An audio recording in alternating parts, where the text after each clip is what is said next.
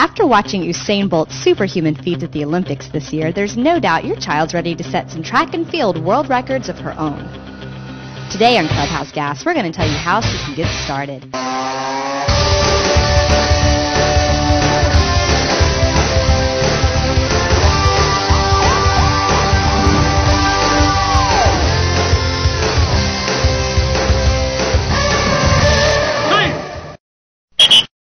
We took this question to Dr. Lorraine Williams, founder of TrackMom.com, the self-professed website for everything track and field. Focused on young athletes ages 6 to 16, this site features daily updates on nutrition, training methods, the latest fashions, schedules and results from meets around the country, and newsworthy track and field all-stars. The first thing we asked this knowledgeable track mom was how to get your kids started. In the northern, Midwest, and eastern part of the country, there's outdoor and indoor. Here in Southern California, we don't truly have an indoor season because we can run outside almost all the time. But as for the outdoor, typically you can join a team. They usually advertise. You can go online and find all the teams that are listed for USA Track and Field. They're all on the site. There's also recreational, Parks and Recreation have a big, what we have here in Southern California called the SMAF meet. And that's a great grassroots meet for children who have never been exposed to running before, but they like to run and they'd like to know more about it. And also the biggest one in the nation, grassroots, I believe, is the Hershey meet. And it is all over the nation. It's absolutely free to any athlete that wants to participate. And they have an area, a regional, and then a national final. So now that you've decided to join a team, what should you look for? I would tell any parent, a team is the way to go, but you need to find a team that fits your personality. I like to joke and say teams are like churches, and in Southern California there are so many churches. You just got to find the one that you want to go to, but you have to be able to know the culture of the team, the parents of the team, do they have like values, and I think for us, being able to take 2 years and really get to know the parents on a lot of different teams was very helpful so that when we decided on a team, we really knew where we were going and why we were choosing that team. So for youth baseball, we know there are many different organizations like Little League and Cal Ripken.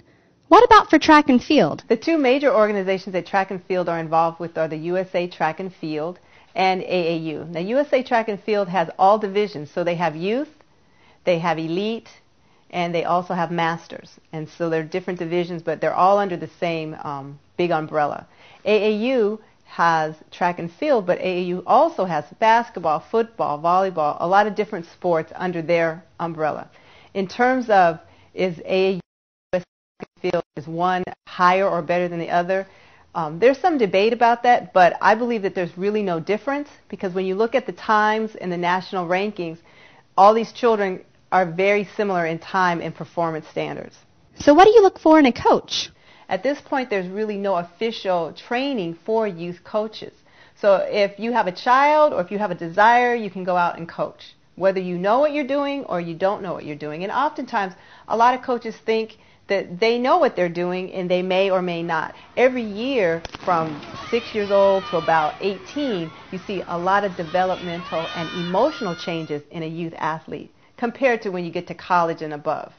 So really special training should be considered, I think, down the road, or someone should put something together that's very specific to the needs of our children. And if you understand how a child is wired, then you'll give a little more grace when they're fooling around with their tennis shoes and doing other things because that's where they are developmentally, and learn how to overcome that with different strategies and techniques.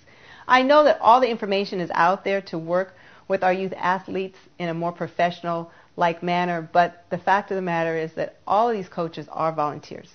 And because they're volunteers, they can only give so much time, and they give a lot of time. So how much hands-on coaching is your child going to need to be the next Usain Bolt? I was just speaking to a professional coach, Coach Hill, yesterday, and what he said was that he doesn't believe that the children actually need all that hands-on.